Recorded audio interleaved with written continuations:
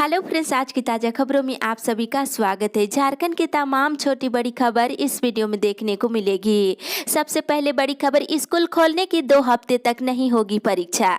एक बड़ी खबर की अनलॉक 5 के तहत 15 अक्टूबर से स्कूलों को फिर से खोलने के लिए शिक्षा मंत्रालय ने सोमवार को दिशा निर्देश जारी किए हैं। इसमें कहा गया है कि स्कूलों में 2 से 3 हफ्ते तक कोई भी परीक्षा नहीं ली जाएगी। साथ ही ऑनलाइन प्रशिक्षण को प्रोत्साहित किया जाता रहेगा। मंत्रालय ने राज्यों और केंद्र शासित प्रदेशों से अपनी स्थानीय आवश्यकताओं के अनुसार स्वास्थ्य और सुरक्षा सावधानियों के आधार पर मानक परिचालन प्रक्रिया बनाने को कहा है और स्कूलों को क्रमिक तरीके से पुनः खोलने के लिए जारी दिशा निर्देश में मंत्रालय ने स्कूल परिसर को पूरी तरह से साफ सफाई करने को कहा है। साथ ही शिक्षा मंत्रालय ने यह भी सिफारिश किया है कि छात्र माता पिता के लिखित सहमति से ही स्कूल आ सकते हैं। छात्र चाहे तो स्कूल आने के बजाय ऑनलाइन कक्षाएं कर सकते हैं। उन लोग की ताजा निर्देश अनुसार स्कूल और कॉलेज, अन्य शिक्षण संस्थान 15 अक्टूबर के बाद फिर से खोले जा सकते हैं। इसी के साथ ही अगली बड़ी खबर, महाराष्ट्र और गुजरात से झारखंड आने वालों के लिए खुशखबरी। त्योहार सीजन और यात्रियों की भीड़ को देखते हुए दक्षिण पूर्वी रेलवे ने हावड़ा मुंबई CMMT स्पेशल और हावड़ा अहमदाबाद स्पेशल ट्रेनों को प्रतिदिन चलाने का फैसला लिया है। ये दोनों ट्रेनें अभी सप्ताह में 3 दिन चल रही है। ये दोनों ट्रेनें मंगलवार से टाटानगर स्टेशन पर रुकेगी। आपको बता दें इसमें कि दक्षिण पूर्वी रेलवे से मिली जानकारी के अनुसार हावड़ा मुंबई CMMT हावड़ा स्पेशल 6 अक्टूबर को हावड़ा से और 8 अक्टूबर को मुंबई से प्रतिदिन खुलेगी। वहीं हावड़ा अहमदाबाद स्पेशल हावड़ा स्पेशल 7 अक्टूबर को हावड़ा से और 10 अक्टूबर से अहमदाबाद से प्रतिदिन रवाना होगी। ये दोनों ट्रेनें अप डाउन में टाटानगर और चक्रधरपुर स्टेशन पर रुकेगी। साथ ही इधर रांची नई दिल्ली राजधानी ट्रेनें जल्द ही लोहरदगा टोरी लाइन पर चलेगी। इसकी तैयारी रेलवे द्वारा की जा रही है। इसी के साथ ही अगली बड़ी खबर, मौसम विभाग से झारखंड में आज भारी बारिश की संभावना। मौसम विभाग से मिली जानकारी के अनुसार 6 अक्टूबर को राज्य भर में भारी बारिश की संभावना है। इस दौरान रांची के कई इलाकों में बारिश के साथ बादल गरज देखने को मिल सकती है। इसके अलावा हजारीबाग, देवघर, धनबाद, दुमका, गिरिडीह, गोड्डा, जामताड़ा, पाकुड़, साहिबगंज, पूर्वी सिंहभूम और पश्चिमी सिंहभूम में भी भारी बारिश की संभावना बन सकती है और भारी बारिश के दौरान कई जिलों में वज्रपात की स्थिति भी बन सकती है। हालांकि मंगलवार के बाद से मौसम पूरी तरह से साफ होने की उम्मीद है। इसके साथ ही अगली बड़ी खबर, झारखंड कोरोना अपडेट से मिले 816 नए मरीज, 4 और की मौत। झारखंड में पिछले 24 घंटे के दौरान 816 नए मरीज मिलने के साथ ही 4 और नए संक्रमित मरीज की मौत हो गई, जिसमें पश्चिमी सिंहभूम, पूर्वी सिंहभूम, धनबाद, रांची से एक नए मरीज की मौत हो गई है। अब राज्य में कोरोना से मरने वालों की संख्या 747 हो गई है और पिछले 24 घंटे के दौरान बोकारो से 50, चतरा से 8, देवघर से 7, धनबाद से 43, दुमका से 8, पूर्वी सिंहभूम से 70, गढ़वा से 35, गिरिडीह से 22, गोड्डा से 9, गुमला से 12, हजारीबाग से 20, जामताड़ा से 6, खुट्टी से 32, कोडरमा से 3, लातेहार से 11, लोहरदगा से 9, पाकुड़ से 7, पलामू से 18, रामगढ़ से 28, रांची से 319, साहिबगंज से 8, सरायकेला से 47, सिमडेगा से 17 और पश्चिमी सिंहभूम जिले से 27 नए मरीज मिले हैं। इसके साथ ही राज्य में कुल मरीजों की संख्या बढ़कर 88,026 हो गई है और पिछले 24 घंटे के दौरान 1284 लोग स्वस्थ हुए हैं। इसके साथ ही अगली बड़ी खबर, झारखंड में सामुदायिक शिक्षा की होगी शुरुआत। एक बड़ी खबर की राज्य के सरकारी स्कूलों के बच्चों को पढ़ाने के लिए सामुदायिक शिक्षा की शुरुआत की जाएगी। इसमें मुखिया हर पंचायत में मेंटर टीचर बनाएंगे, जिसमें सेवानिवृत्त शिक्षक और स्नातक किए हुए 6 लोगों की टीम होगी। कोई बच्चा पीछे ना छूटे योजना के तहत यह टीम काम करेगी। इस योजना का शुभारंभ मुख्यमंत्री हेमंत सोरेन करेंगे। स्कूली शिक्षा और साक्षरता विभाग इसकी तैयारी में जुट गया है। घर पर बच्चे पढ़ रहे हैं या नहीं, इसकी जांच नहीं हो पा रही है। ऐसे में स्कूली शिक्षा और साक्षरता विभाग ने सामुदायिक शिक्षा शुरुआत करने का प्रस्ताव तैयार कर रहे हैं। बता दें कि इसमें सभी 4500 पंचायतों की मुखियाओं को 6 मेंटर टीचर की एक टीम तैयार करनी है। राज्य भर में 27,000 मेंटर टीचर बनाए जाएंगे, जो सामुदायिक स्तर पर बच्चों को पढ़ाएंगे। पहली से लेकर 5वीं क्लास के बच्चों के लिए कोई बच्चा पीछे ना छूटे, यह सुनिश्चित करेंगे। इसी की बड़ी खबर, विभागों से मांगी गई रिक्तियां, राज्य में जल्द ही हर विभागों में होगी बहाली। एक बड़ी खबर की कार्मिक प्रशासनिक सुधार और राजभाषा विभाग ने सारे विभागों से रिक्तियों की मांग की है। विभाग ने लिखा है कि उनके विभागों में जो रिक्तियां हैं उसे पदवार भेजा जाए और जानकारी के मुताबिक सरकार सारी रिक्तियां जमा करके नियुक्ति की दिशा में कार्रवाई करना चाह रही है। इस वजह से रिक्तियों की मांग की गई है। खासकर आरक्षित श्रेणी के मामले में रिक्तियां मांगी गई है जो बैकलॉग के रूप में विभागों में है। आपको बता दें कि जल्द ही राज्य के हर विभागों में बहाली होगी, रिक्तियां खंगाली जा रही है। इसी के साथ ही अगली बड़ी खबर, सफाई कर्मी हड़ताल पर जाएंगे। निगम के सफाई कर्मी एक बार फिर से हड़ताल पर जाने की तैयारी कर रहे हैं। पहले भी विभिन्न मांगों को लेकर सफाई कर्मी बेमियादी हड़ताल पर रहे और निगम प्रशासन के साथ मांगों पर सकारात्मक पहल करने के आश्वासन पर सफाई मित्रों ने हड़ताल वापस लिया, लेकिन अब तक मांगों पर विचार नहीं किया गया है, जिसे काफी आक्रोश देखने को मिल रही है। इस बाबत निगम के सफाई मित्र मोहन हरि ने बताया है कि निगम के पदाधिकारियों को फिर से मांगों पर पहल करने का मांग किया गया है। अगर 2 दिनों में इस ओर पहल नहीं किया गया तो आगे सफाई मित्र हड़ताल पर जाने को विवश होंगे। इसी के साथ ही अगली बड़ी खबर, देश में बेरोजगारी और आर्थिक तंगी बढ़ी। कम्युनिस्ट ने सोमवार को उपायुक्त के समक्ष 5 सूत्री मांगों को लेकर प्रदर्शन किया। ज्वलंत मुद्दे को लेकर के मजदूर, किसान, छात्र, नौजवान और महिलाओं ने बोकारो हवाई अड्डे से जुलूस निकाला। जुलूस उपायुक्त कार्यालय के नजदीक पहुंचकर सभा में तब्दील हो गया और नारेबाजी जमकर की गई है। और वक्ताओं ने कहा है कि देश की आर्थिक बदहाली, चिकित्सा की अव्यवस्था और महिलाओं की सुरक्षा की समस्या पहले से कई गुना बढ़ गई है। बेरोजगारी, किसानों की दुर्दशा और आर्थिक तंगी से लोग काफी परेशान हैं और सरकार की उदारीकरण और भूमंडलीयकरण और निजीकरण की नीति के कारण और भी भयावह स्थिति बन रही है। केंद्र सरकार यह नीति कारपोरेट घराने को सिर्फ फायदा पहुंचाने के लिए बनाई है। इस नीति को लेकर के 6 अक्टूबर यानी कि आज पार्टी के प्रतिनिधि मंडल की ओर से उपायुक्त को ज्ञापन पत्र सौंपा जाएगा। इसके साथ ही अगली बड़ी खबर, कांग्रेस का किसान सम्मेलन 10 अक्टूबर को। केंद्र सरकार के द्वारा हाल ही में लाए गए कृषि कानून के विरोध में कांग्रेस 10 अक्टूबर को राज्य स्तरीय किसान सम्मेलन का आयोजन करेगी। आयोजन की तैयारी को लेकर के कांग्रेस के प्रदेश अध्यक्ष सह वित्त मंत्री डॉक्टर रामेश्वर उरांव ने एक समिति का गठन किया है। इसी के साथ ही अगली बड़ी खबर, पीएम किसान योजना में खाता धारकों को बिना खर्च के साल में 42,000 रुपये का होगा फायदा। एक बड़ी खबर की पीएम किसान योजना के तहत खाता खुलवाने के साथ ही आपका खुद व खुद पीएम किसान मनधन योजना में भी रजिस्ट्रेशन हो जाता है। इससे आपको साल में 2,000 रुपये किस्त में आर्थिक मदद मिलने के साथ ही पेंशन के रूप में हर महीने 3,000 रुपये प्रदान किए जाएंगे। इस तरह साल में आपको पेंशन के रूप में कम से कम 36,000 रुपये फायदा होगा।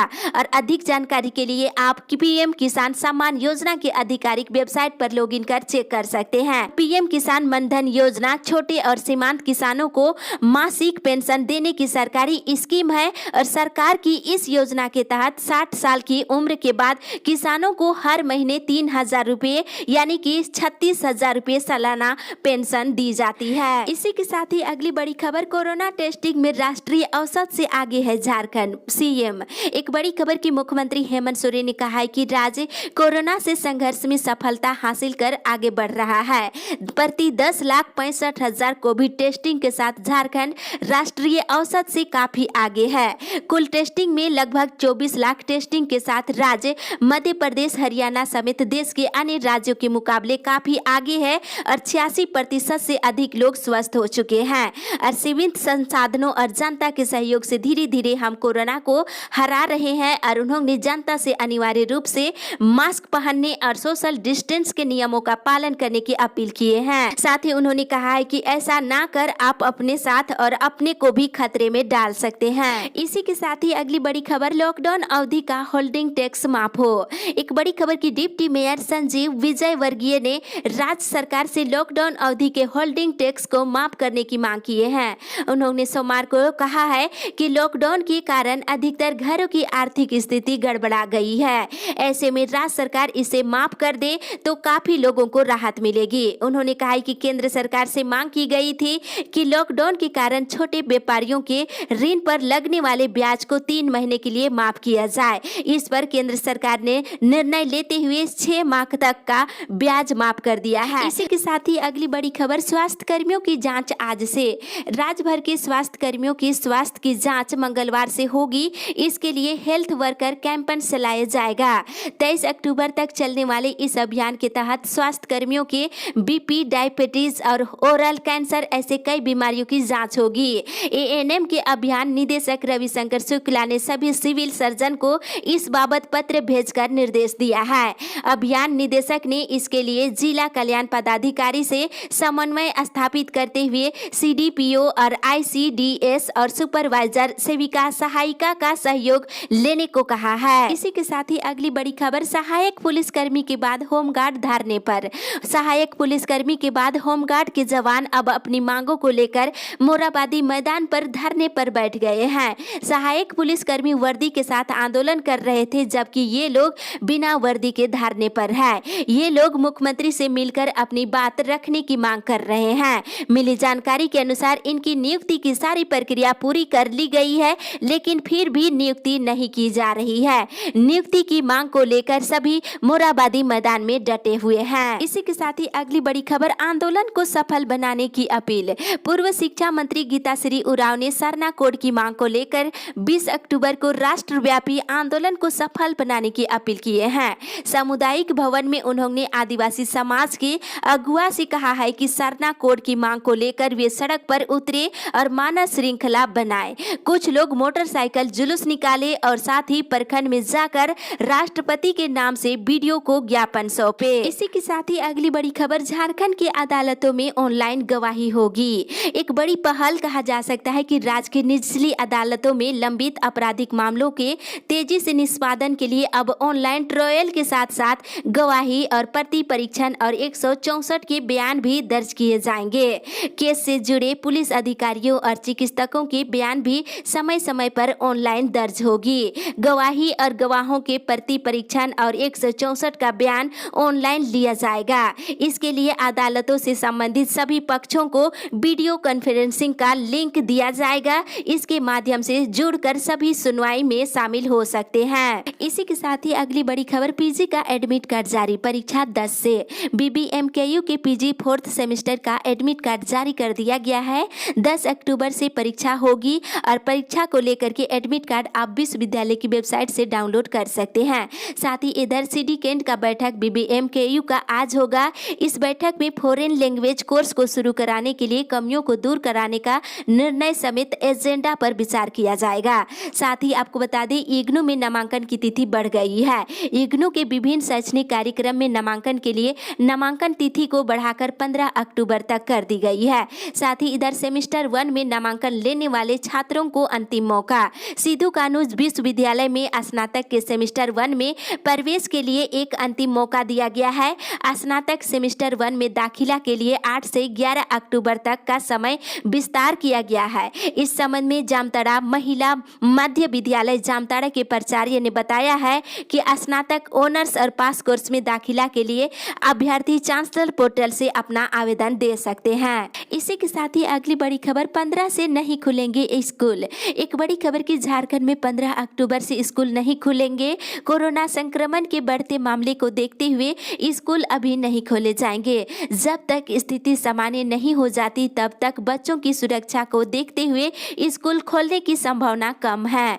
इसकी पुष्टि झारखंड शिक्षा परियोजना परिषद के राज्य परियोजना निदेशक शैलेश कुमार चौरसिया ने की है। इसी के साथ ही अगली बड़ी खबर, हाई स्कूल शिक्षक नियुक्ति को चुनौती देने वाली याचिका खारिज। हाईकोर्ट की जस्टिस एसके द्विवेदी के अदालत में सोमवार को हाई स्कूल शिक्षक नियुक्ति से संबंधित याचिकाओं पर सुनवाई हुई। सुनवाई के दौरान अदालत को बताया गया है कि संबंधित मामले सोनी कुमारी की याचिका पर आदेश से संबंधित प्रभावित होती है। इस मामले पर हाईकोर्ट की बृहद पीठ ने अधिसूचित जिले की नियुक्ति को रद्द करते हुए दोबारा नियुक्ति करने का आदेश दिया है। में उक्त याचिका पर सुनवाई का कोई औचित्य नहीं है। इसके बाद अदालत ने ने याचिका को खारिज कर दिया है। इस मामले में हाईकोर्ट ने फैसला सुनाया है, जिसके तहत इन जिलों में हुई नियुक्ति रद्द हो गई है। और साथ ही इधर झारखंड हाईकोर्ट ने हाई स्कूल में शारीरिक शिक्षकों की नियुक्ति के मामले की सुनवाई करते हुए एनसीटीई को प्रतिवादी बनाने का निर्देश देते हुए जवाब दाखिल करने का निर्देश दिया है। इसी के साथ ही अगली बड़ी खबर, ग्राम प्रधानों की सम्मान राशि 6,000 रुपये।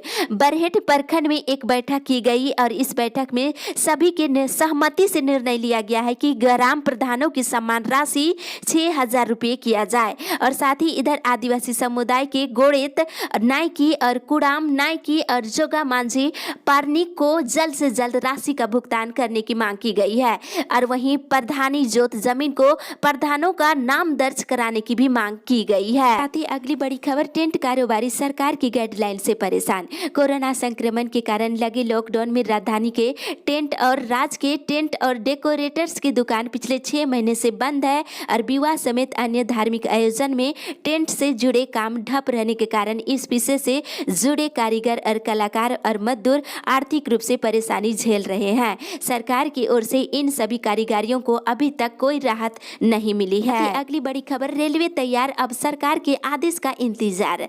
त्योहार को देखते हुए रेल प्रशासन ने ट्रेनों का परिचालन की तैयारी कर ली है। अब सरकार की अनुमति का इंतजार है। सरकार की अनुमति मिलते ही ट्रेनों का परिचालन शुरू कर दिया जाएगा। मिली जानकारी के अनुसार एडीआरएम ने रांची समेत राज्य के अन्य स्टेशनों से ट्रेनों के परिचालन के लिए 3 सितंबर को अपने स्तर से परिवहन विभाग को प्रस्ताव भेज दिया है। हालांकि अब तक जवाब नहीं आया है। तो परेशानी झेल रहे यात्रियों के लिए बहुत बड़ी खुशखबरी है कि जल्द ही राज्य में ट्रेनों का परिचालन शुरू हो जाएगी। सरकार की आदेश जल्द ही मिलने वाली है। जल्द ही राज्य में ट्रेनों का परिचालन शुरू हो जाएगी। इस अपडेट में बस इतना ही। आगे की खबर के लिए आप हमारे साथ बने रहे और इसी तरह की रोज की खबर पाने के लिए अगर आपने हमारे चैनल को सब्सक्राइब नहीं किया है तो जरूर सब्सक्राइब कर ले।